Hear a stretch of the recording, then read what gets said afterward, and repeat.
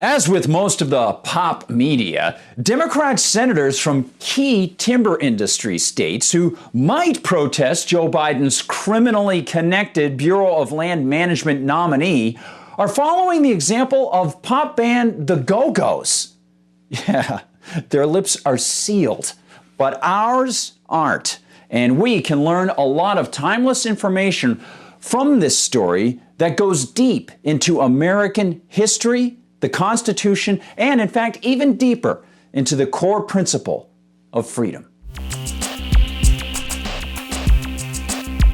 Hi everyone, I'm Gardner Goldsmith for MRC-TV, and the Flashpoint nominee is Tracy Stone Manning, who, if she were a character in a Roald Dahl tale, might better be called Aunt Spiker.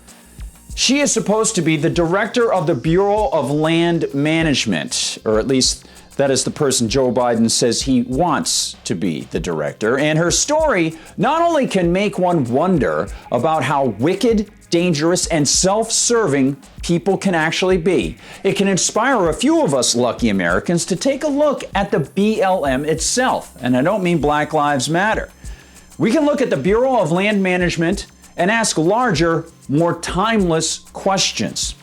Let's start off by looking at Breitbart's Ashley Oliver's story, because she lays out some important details. Quote, Stone Manning was a member of one such group, an eco-terrorist group called Earth First, when she was a graduate student at the University of Montana in Missoula.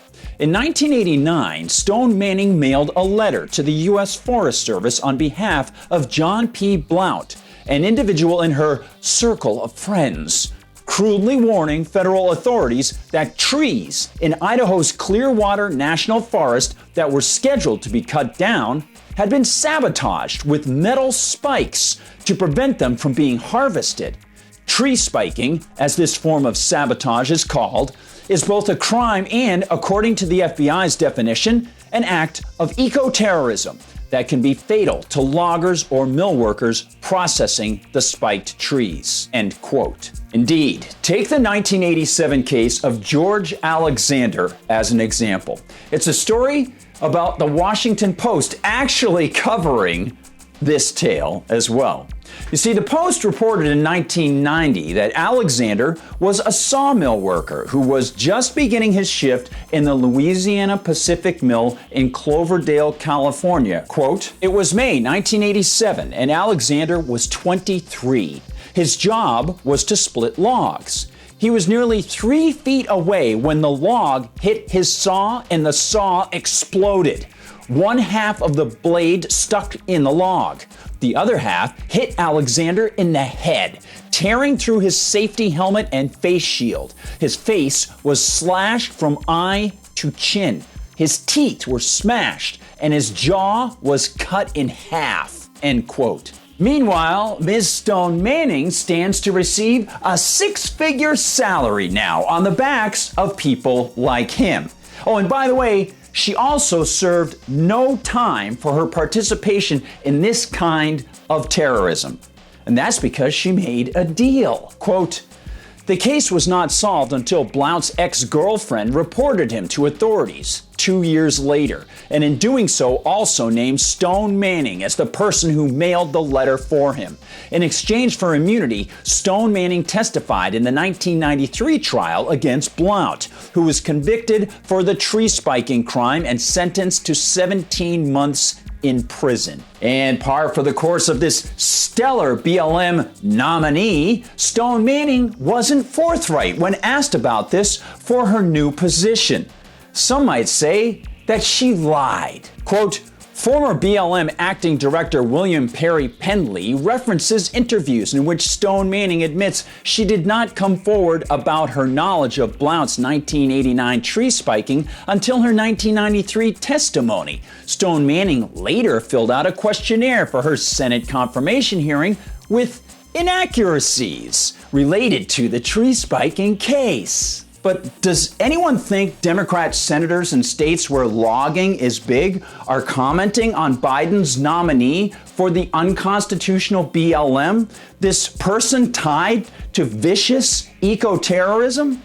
Well, Breitbart's Oliver shows us that the answer appears to be no. In fact, their lips are sealed. Quote, Senator Maria Cantwell, Democrat of Washington, who sits on the Energy and Natural Resources Committee, the committee responsible for voting on Stone Manning ahead of a full Senate vote, did not respond to multiple requests for comment about her stance on the nominee, nor did fellow Senator Patty Murray, Democrat of Washington.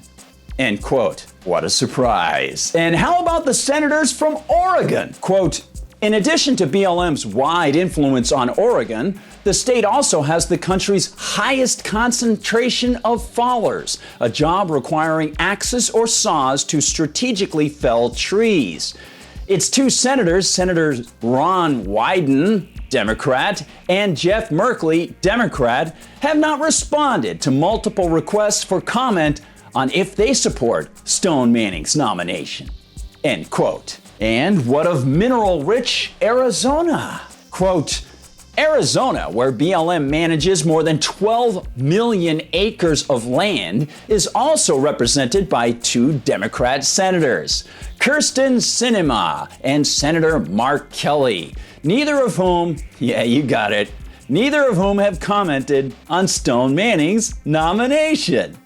End quote. And to round it off, how about West Virginia, home to heroic Democrat Senator Joe Manchin, who fooled a lot of hapless Republicans into thinking he might block the insane $2 trillion infrastructure, aka pork bill, when in fact he appears to have been angling for more pork to be sent to West Virginia. Well, according to Breitbart, Joe has been mum. And in case folks thought this was just a Democrat problem, well, Joe's not alone. Let's not forget the wonderful pseudo-Republican from Maine, Susan Collins.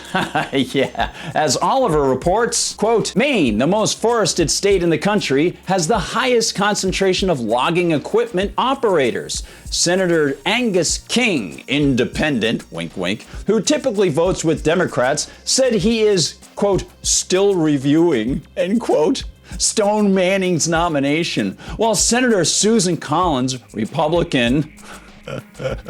Republican of Maine, a moderate voter within her caucus, has not publicly stated her position. And to round it off, what about Montana? Quote, in Montana, another state heavily tied to the BLM, Senator Jon Tester, Democrat, has been an outlier in advocating for Stone Manning, who was a former staffer of his. Is it any wonder why many Americans are fed up with this kind of arrogance and craziness and are actually looking at history and wondering where everything went wrong?